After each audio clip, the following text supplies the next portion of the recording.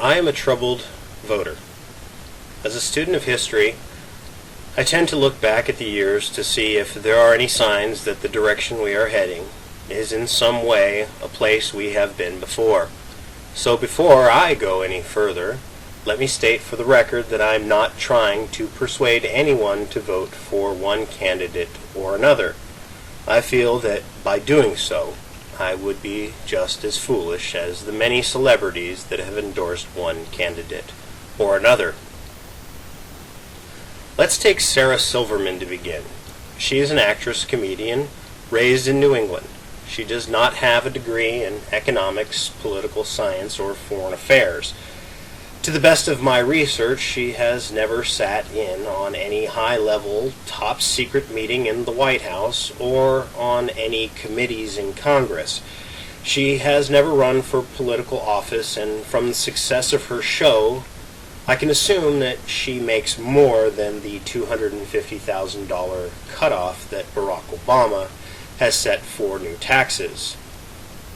Yet, Miss Silverman has used her celebrity status to endorse Obama and even encourage people to schlep across America to get their relatives to vote for Senator Obama. To me, this sounds very odd. Why would someone want to have their own taxes raised, unless they are either insane or believe that this is better for something larger than themselves?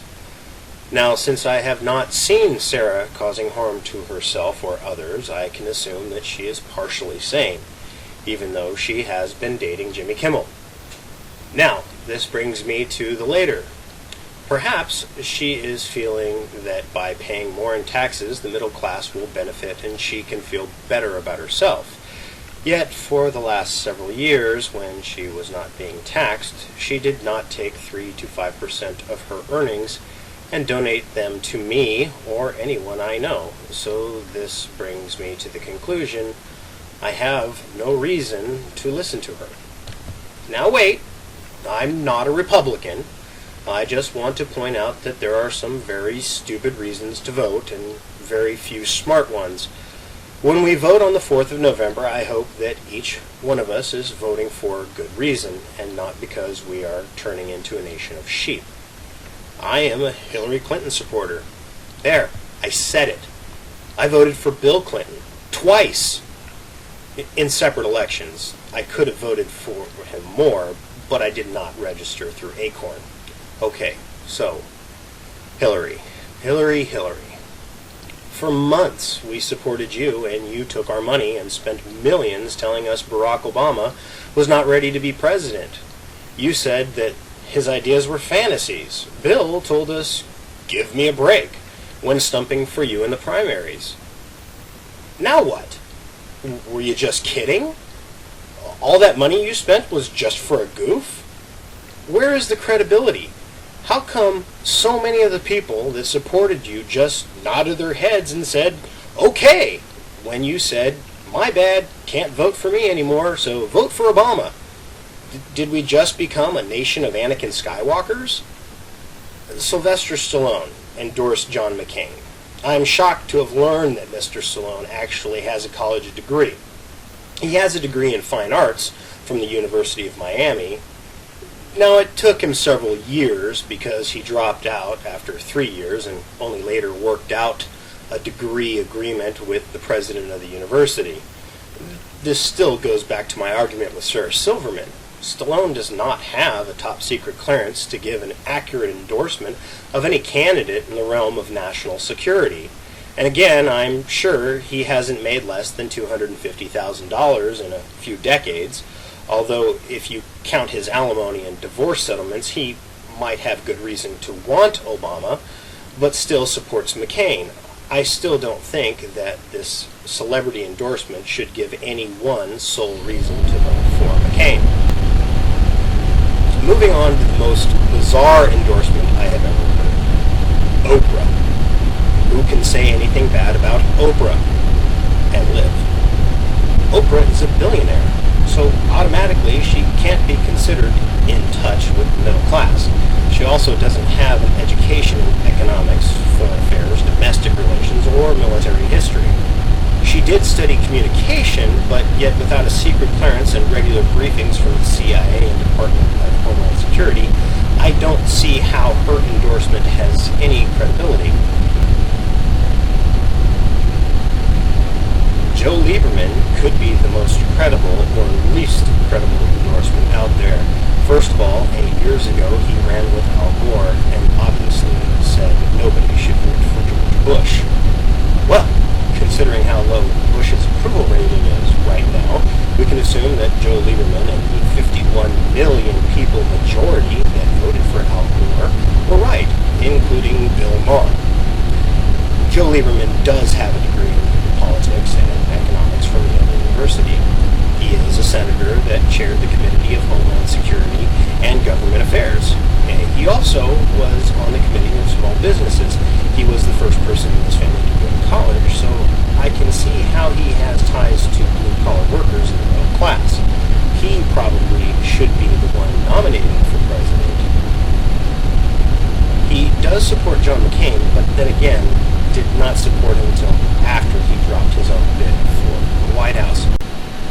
So, as you can see, endorsements should not be a reason to vote for a candidate. Too many times, half-truths are the sole basis for making a decision. I can't stand it when people use numbers to confuse us quote-unquote commoners.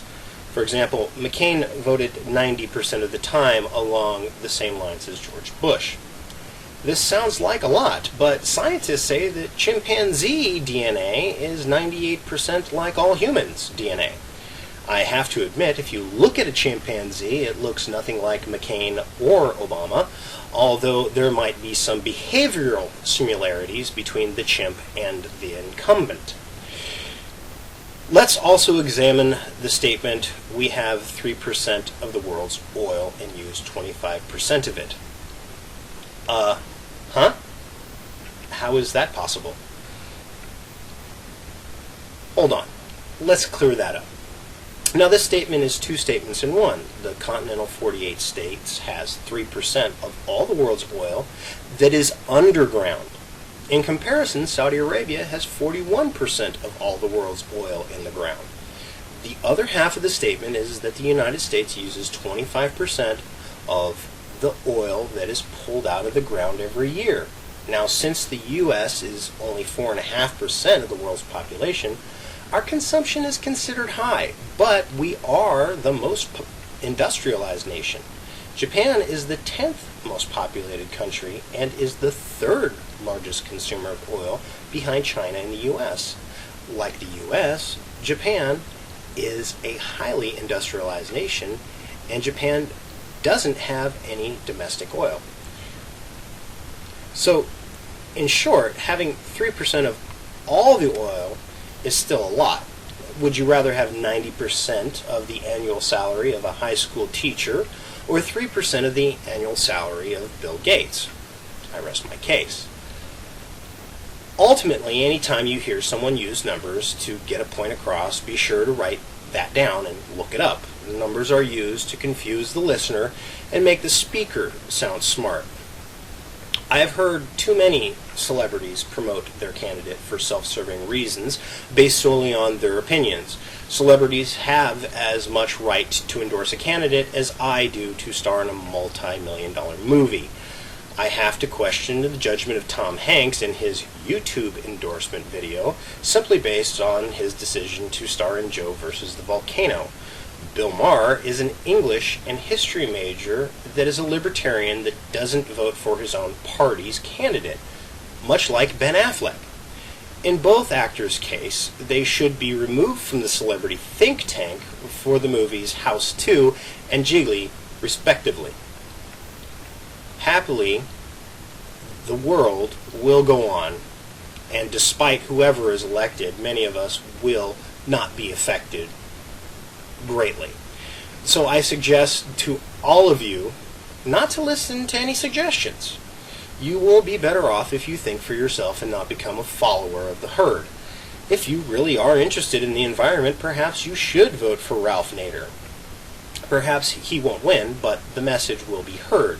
If you aren't concerned with taxes but have a special needs child, or know someone that does, you can vote for McCain and Palin, and if you don't have health care and need it, then you can vote for Obama.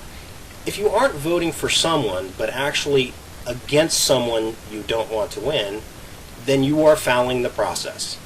There are other candidates that can use your support. Even if they don't become president, you will make their voices and your views stronger. We are not a cookie-cutter society, Republican or Democrat. We have many views, and no two parties can make us all happy. Don't forget, there once was a major party in the United States called the Whigs. They are now a minor party. Things can change in time.